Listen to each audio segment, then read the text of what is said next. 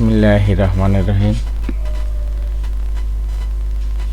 আজকে ষষ্ঠ শ্রেণীর সাধারণ গণিতের দ্বিমাত্রিক বস্তুর গল্প পার্ট 4 নিয়ে আলোচনা করব। এ পার্টে তোমরা যা শিখবে তা হলো তল, স্থান, বিন্দু, রেখা, রেখাংশ, রশ্মি, কোণ, সমকোণ, সরল কোণ, সন্নিহিত কোণ, পূরক কোণ, সম্পূরক কোণ, সমান্তরাল রেখা, এগুলো কি বুঝবে এবং এর সংজ্ঞা দিতে পারবে। প্রথমে আসি তল কাকে বলে। যার দৈর্ঘ্য প্রস্থ আছে কিন্তু ভেদ বা উচ্চতা নেই তাকে তল বলে। আমরা যদি একটু দেখি, এখানে একটা বইয়ের পৃষ্ঠা আছে। এই বইয়ের পৃষ্ঠার শুধু দৈর্ঘ্য আছে এবং প্রস্থ আছে, এর কিন্তু কোনো উচ্চতা নেই। তাহলে যার দৈর্ঘ্য প্রস্থ আছে কিন্তু ভেদ বা উচ্চতা নেই তাকে তল বলে। যেমন যদি আরেকটু দেখি,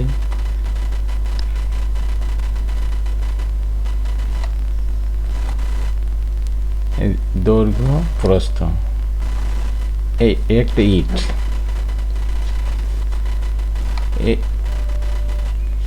ইটের প্রত্যেকটা পৃষ্ঠই একটা তল। টোটাল ইটটা কিন্তু তল না, ইটটা একটা ঘনবস্তু, কারণ এটার দৈর্ঘ্য আছে, প্রস্থ আছে, উচ্চতা আছে। টোটাল ইটটা একটা ঘনবস্তু, কিন্তু ইটের তল বলতে এখানে বোঝায় যে পৃষ্ঠগুলা। যেমন ইটের একটা পৃষ্ঠ, এই পাশে একটা পৃষ্ঠ, এই পাশে একটা পৃষ্ঠ, এই পাশে একটা পৃষ্ঠ, এই পাশে একটা পৃষ্ঠ, আর নিচে একটা পৃষ্ঠ, অর্থাৎ একটা ইটের 6টা পৃষ্ঠ আছে। এই 6টা পৃষ্ঠই ইটের 6টা তল নির্দেশ করে। তাহলে আমরা মনে হয় স্পষ্ট হয়েছে যে যার বা যে বস্তুর দৈর্ঘ্য প্রস্থ আছে কিন্তু ভেদ বা উচ্চতা নেই তাকে তল বলে। যেমন এই জায়গায় আমি উদাহরণ দিছি, বইয়ের একটা পৃষ্ঠা একটা তল, ইট ও টেবিলের উপরিভাগ তল। একটি ইটের 6টি পৃষ্ঠ আছে, প্রত্যেক পৃষ্ঠই এক একটি তল নির্দেশ করে। এরপর আসি স্থান কাকে বলে। কোনো বস্তু যতটুকু জায়গা দখল করে ওই জায়গাটুকুই হলো ওই বস্তুর স্থান। কোনো নির্দিষ্ট আকারে বস্তু যতটুকু জায়গা দখল করে তাকে বস্তুর স্থান বলে।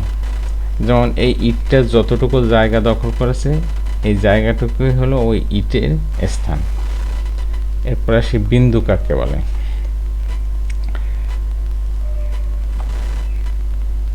যার দৈর্ঘ্য প্রস্থ ভেদ বা উচ্চতা কিছুই নেই, কেবল অবস্থান রয়েছে, তাকে বিন্দু বলে। অর্থাৎ আমাদের যে রুল অথবা কলম আছে, এটা যদি আমরা চেপে ধরি তাহলে যে একটা চিহ্ন পড়ে এটা হলো বিন্দু। বিন্দু শুধু অবস্থিতি আছে, অবস্থান আছে, বিন্দুর দৈর্ঘ্যও নেই, প্রস্থও নেই, উচ্চতাও নেই। যেমন একটি বিন্দু, এর শুধু অবস্থান আছে, এর দৈর্ঘ্য প্রস্থ উচ্চতা বা ভেদ কিছুই নেই। আমরা যদি সংজ্ঞা আকারে বলতে চাই তাহলে বলতে পারি যার দৈর্ঘ্য প্রস্থ ভেদ বা উচ্চতা কিছুই নেই, কেবল অবস্থান রয়েছে, তাকে বিন্দু বলে। পেন্সিলের সরু মাথা দিয়ে কাগজে ফোঁটা দিলে একে বিন্দুর প্রকৃতি বলে ধরা হয়। আসি রেখা কাকে বলে। রেখা হলো বিন্দু চলার পথ। যেমন আমি যদি এটা টানি,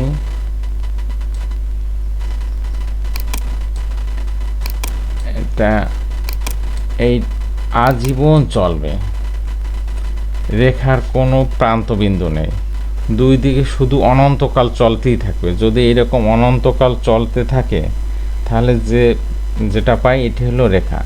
রেখার কোনো নির্দিষ্ট প্রান্তবিন্দু নেই। বিন্দু চলার পথকে রেখা বলে। আমরা সংজ্ঞা আকারে যদি বলতে চাই তাহলে বিন্দু চলার পথকে রেখা বলে, অথবা যার দৈর্ঘ্য আছে কিন্তু প্রস্থ ও উচ্চতা নেই তাকে রেখা বলে। যেমন এই এবি একটা রেখা, এর কিন্তু কোনো প্রস্থ বা উচ্চতা নেই, শুধু দৈর্ঘ্য আছে এবং এর দৈর্ঘ্য অনন্তকাল চলতে থাকবে। রেখার প্রান্তবিন্দু নেই, এর উভয় প্রান্ত অনন্তকাল চলতে থাকবে। এই জায়গায় এবি একটি রেখা। এরপর আসো রেখাংশ। একদম সোজা রেখার অংশটাই হলো রেখাংশ। আমরা যদি এই রেখাটাকে একটু কাটি, এই জায়গা থেকে কেটে দিই, তাহলে এই যে অংশটা পেলাম এটা কি রেখাংশ। তাহলে রেখাংশের প্রান্তবিন্দু আছে, দুইটা প্রান্তবিন্দুই আছে, মানে সংজ্ঞা আকারে যদি আসি, কোনো রেখার একটি নির্দিষ্ট অংশকে রেখাংশ বলে। রেখাংশের দুইটি প্রান্তবিন্দু আছে। এই যে এবি একটা রেখা, এটা রেখাংশ, সিডি একটা এবি রেখার রেখাংশ।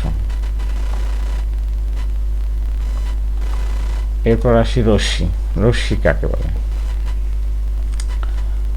অনেকটা রেখার মতোই, একটু ডিফারেন্স। এটা হলো রশ্মির একটা প্রান্তবিন্দু আছে আর একটা প্রান্তবিন্দু নাই। অন্য প্রান্তবিন্দু কি করতে চলতেই থাকবে, অনন্তকাল চলতে থাকবে, কিন্তু এই পাশে প্রান্তবিন্দু আছে, এটা নির্দিষ্ট। এটা হলো রশ্মি। যে রেখার নির্দিষ্ট দৈর্ঘ্য নেই কিন্তু একটি প্রান্তবিন্দু আছে তাকে রশ্মি বলে। এই যে দেখো, এবি একটি রশ্মি, এই পাশে প্রান্তবিন্দু আছে, এই পাশে প্রান্তবিন্দু নেই, যে তীর চিহ্ন দিয়ে বোঝায় যে প্রান্তবিন্দু নেই, এই অংশটা অনন্তকাল চলতে থাকবে। তারপর দেখো রেখা কত প্রকার ও কি কি, প্রত্যেক প্রকারের সংজ্ঞা লিখো। রেখা সাধারণত দুই প্রকার, একটা হলো সরল রেখা, একটা হলো বক্ররেখা। রেখা দুই প্রকার, সরল রেখা হলো বক্ররেখা। সরলরেখা কাকে বলে? যে রেখা চলার পথে দিক পরিবর্তন করে না। যে রেখা চলার পথে দিক পরিবর্তন করে না, যে রেখা চলার পথে বা চলার সময় দিক পরিবর্তন করে না তাকে সরলরেখা বলে। এবি একটি সরলরেখা, এ কিন্তু দিক পরিবর্তন করে না। আর যদি দিক পরিবর্তন করে তাহলে এটা হলো বক্ররেখা। যে রেখা চলার সময় দিক পরিবর্তন করে তাকে বক্ররেখা বলে, একদম সোজা।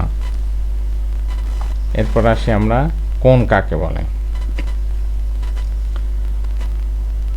কোণ হলো একই সমতলে দুটি রশ্মি একই বিন্দুতে মিলিত হলে কোণ তৈরি হয়। আমরা যদি একটু দেখি চিত্রটা তাহলে আরো ভালো বুঝবো।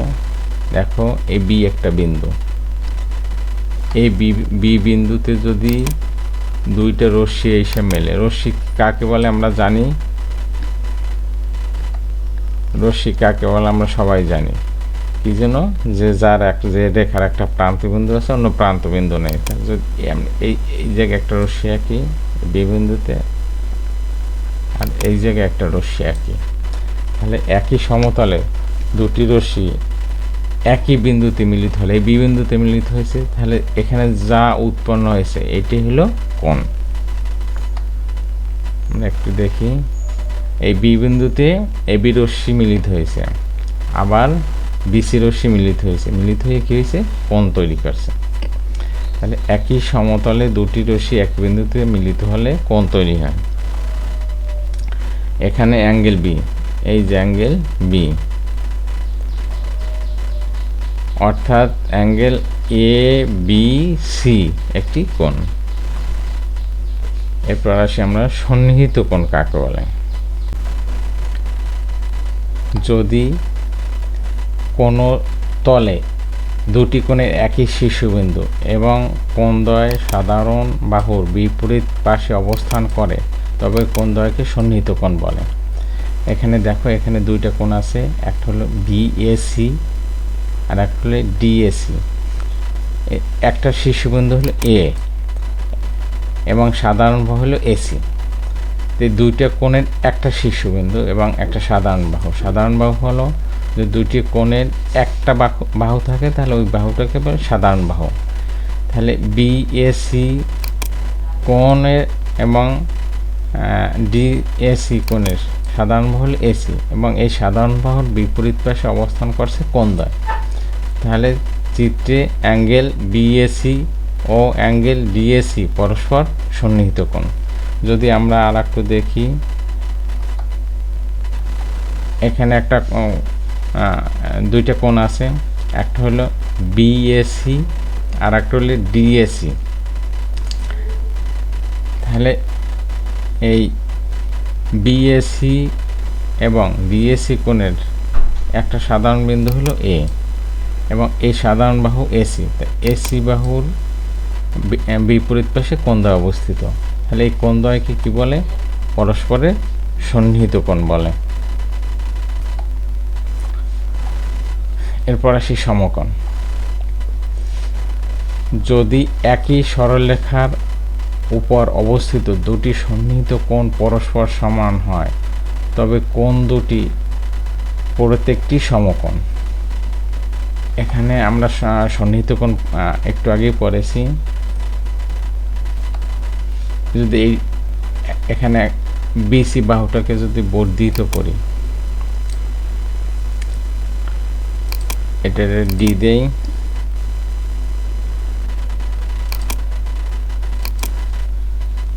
ডি, তাহলে কি হলো? এখানে ডিবিএ একটা কোণ আর একটা হলো সিবিএ। এবি হলো সাধারণ বাহু। তাহলে এই কোণের বিপরীত পাশে অবস্থিত। তাহলে কোণ দুটো পরস্পর সন্নিহিত কোণ এবং একটা সাধারণ বাহু, একটা শীর্ষবিন্দু। তো এই কোণ দুটো যদি পরস্পর সমান হয়, তাহলে প্রত্যেকটা কোণই হলো সমকোণ। এখানে সংজ্ঞাটা যদি আমরা ভালোভাবে দেখি, যদি একই সরলরেখার উপর অবস্থিত, এটা কিন্তু এই ডিসি একই সরলরেখা, দুটি সন্নিহিত কোণ পরস্পর সমান হয়, এই কোণ এবং এই কোণ সমান, তবে কোণ দুটি প্রত্যেকটি সমকোণ, অর্থাৎ এই কোণ এবং এই কোণ সমকোণ। সমকোণের বাহু দুটি পরস্পরের উপর লম্ব। আমরা যদি এই অংশ বাদ দিয়ে দিই, এই অংশ বাদ দিয়ে দিলে তাহলে এই যে সমকোণটা পাইলাম, প্রত্যেকটা সমকোণ একটা রাখলাম আমরা, তাহলে এই যে বিসি বাহু এসি বাহুর উপর লম্ব এবং সমকোণের পরিমাণ হলো 90 ডিগ্রি। এরপর আসি সরল কোণ। সরল কোণ একদম সোজা। আমরা যদি এইভাবে সংজ্ঞাটা দেখি, দুটি পরস্পর বিপরীত রশ্মি তাদের সাধারণ প্রান্ত বিন্দুতে যে কোণ উৎপন্ন করে তাকে সরল কোণ বলে। চিত্র দেখলে একদম স্পষ্ট হবে। একটা বিন্দু ও একটা বিন্দু, এই বিন্দুতে দুইটা রশ্মি, আমরা রশ্মির সংজ্ঞা পড়েছি, রশ্মি হলো একটা প্রান্ত বিন্দু আছে আর এক প্রান্ত বিন্দু নেই। এই ও বিন্দুতে এ ও রশ্মি মিলিত হয়েছে এবং এর সাথে আর একটা রশ্মি বি ও রশ্মি মিলিত হয়েছে। মিলিত হওয়ার পর এখানে যে কোণ তৈরি হয়েছে এটা হলো সরল কোণ। এটার পরিমাণ কত তোমরা সহজে অনুমান করতে পারছো। এটার পরিমাণ হলো, আমরা যদি এখানে একটা লম্ব টানি, তাহলে একটা সমকোণ একটা সমকোণ, অর্থাৎ 90 ডিগ্রি 90 ডিগ্রি। এটা হলো 90 ডিগ্রি এবং এটাও হলো 90 ডিগ্রি। 90 যোগ করলে 180 ডিগ্রি। তো সরল কোণের পরিমাণ হলো 180 ডিগ্রি। অর্থাৎ দুটি পরস্পর বিপরীত রশ্মি তাদের সাধারণ প্রান্তবিন্দুতে, এখানে সাধারণ প্রান্তবিন্দু হলো ও, যে কোণ উৎপন্ন করে তাকে সরল কোণ বলে। চিত্রে অ্যাঙ্গেল এ ও বি একটি সরল কোণ। এরপর আসি পূরক কোণ। দুটি কোণের পরিমাণের যোগফল 90 ডিগ্রি হলে কোণ দুটি একটি অপরটির পূরক কোণ। আমরা এটা 90 ডিগ্রি সমকোণ, এখন এখানে যদি আমরা একটা দুইটা কোণ আঁকি, এই যে দুইটা কোণের পরিমাণ 90 ডিগ্রি, তাহলে এই একটা কোণকে আর একটা কোণের পূরক কোণ বলে। আমরা একটু নিচের চিত্রটা দেখি। একটা সমকোণ এ বি সি, এখানে আরেকটা রেখা নিলাম, মানে কোণ রেখা নিলাম বিডি, তাহলে দুইটা কোণ উৎপন্ন হলে একটা হলো এ বিডি আর একটা হলে ডিবিসি বা সিবিডি। এই কোণ দুইটার পরিমাণ হলো 90 ডিগ্রি। তাই এই একটা কোণ আর একটা কোণের পূরক কোণ। এরপর আসি, এইটাই আমরা এখানে লিখে দিয়েছি, দেখো অ্যাঙ্গেল এ বিডি প্লাস অ্যাঙ্গেল ডিবিসি সমান হল কি, অ্যাঙ্গেল এ বি সি সমান হলে এক সমকোণ 90 ডিগ্রি, যেহেতু পূরক কোণের দুইটা কোণের সমষ্টি হলো 90 ডিগ্রি। এরপর আসি সম্পূরক কোণ। দুটি কোণের পরিমাপের যোগফল 180 ডিগ্রি হলে কোণ দুটি একটি অপরটির সম্পূরক কোণ। একটা সরল কোণ, আমরা জানি সরল কোণের পরিমাণ কত, 180 ডিগ্রি। এই 180 ডিগ্রি দুইটা কোণের পরিমাপ যদি 180 ডিগ্রি হয়, যেমন এখানে একটা দুইটা সমকোণ আছে, এই দুটো সমকোণ কত, 180 ডিগ্রি। তাহলে এই একটা কোণ আর একটা কোণের সম্পূরক কোণ, এই কোণটা আমরা এভাবেও কিন্তু আঁকতে পারি।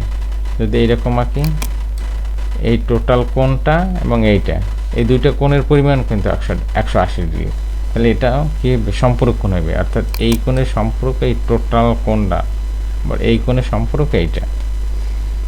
এখানে এইভাবে আঁকছি, দুটোটাই সমকোণ, তাহলে এই কোণের সম্পূরক হলো এই কোণের সম্পূরক এই, অর্থাৎ কি বলতে পারি আমরা, দুটি কোণের পরিমাপের যোগফল 180 ডিগ্রি হলে কোণ দুটি একটি অপরটির সম্পূরক কোণ। এখানে দেখো A O B plus angle A O C সমান কি বি ও সি, এই টোটালটা মিলে দুই সমকোণ সমান 180 ডিগ্রি। এখন আসি সমান্তরাল রেখা। যদি একই সমতলে অবস্থিত দুই বা ততোধিক সরলরেখা চলার পথে পরস্পরকে কোথাও স্পর্শ না করে সর্বদা সমান দূরত্ব বজায় রেখে চলে, তবে তাদেরকে সমান্তরাল রেখা বলে। আমরা যদি এভাবে আঁকি, এরা কিন্তু অনন্তকাল চলবে, কারো সাথে কেউ পরস্পর ছেদ করবে না বা মিলিত হবে না। এইরকম যদি দুই বা ততোধিক রেখা চলতে থাকে, তবে এদেরকে কি বলে, এদেরকে সমান্তরাল রেখা বলে। যেমন যদি আমরা একটি চিত্র দেখি, এবি একটি রেখা, সিডি একটি রেখা। এবি আর সিডি রেখা কখনোই পরস্পরের সাথে মিলিত হবে না বা ছেদ করবে না, এই রেখা দুইটা কি পরস্পর সমান্তরাল। আর যদি ইএফ আরেকটা রেখা, তাহলে এখানে এই এ বি সিডির সমান যেরকম সমান্তরাল, এ বি ইএফও সমান্তরাল, আবার সিডি ইএফও সমান্তরাল। এরকম যদি দুই বা ততোধিক রেখা পরস্পর সমান দূরত্ব বজায় রেখে চলে, কখনো ছেদ না করে, তবে এদেরকে সমান্তরাল রেখা বলে। এই ভিডিও দ্বারা তোমাদের যদি সামান্যতম উপকার হয়ে থাকে, তবে সাবস্ক্রাইব মাই চ্যানেল, তুমি লাইক করো, শেয়ার করো এবং চ্যানেলটা সাবস্ক্রাইব করো, কারণ এরকম একটা ভিডিও তৈরি করতে আমাদের অনেক পরিশ্রম এবং সময়ের দরকার। পরের ভিডিওতে আলোচনা করা হবে দ্বিমাত্রিক বস্তুর গল্প পার্ট 5। আশা করি তোমরা দেখবে এবং শীঘ্রই আসবে। ধন্যবাদ।